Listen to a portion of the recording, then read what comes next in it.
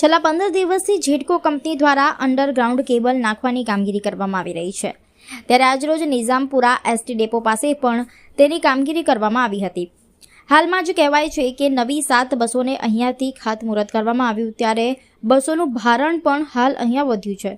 પણ કહેવાય છે કે જે ખાડો પૂરવાની કામગીરી છે તે યોગ્ય રીતે ન કરવામાં આવતા આજે એસટી બસ આ ખાડામાં ફસાઈ અને તેના કારણે નિઝામપુરા રોડ ઉપર ટ્રાફિક જામના દ્રશ્યો પણ સર્જાયા અને રાહદારીઓ મુશ્કેલીમાં મુકાયા।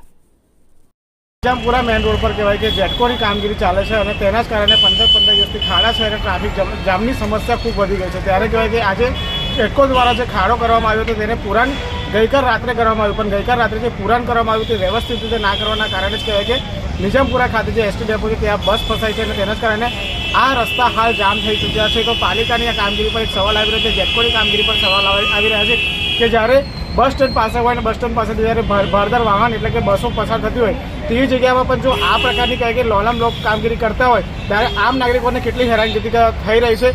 હવે આ લોકોને કોણ અંકુશ પર રાખશે તે જોવાનું રહેશે।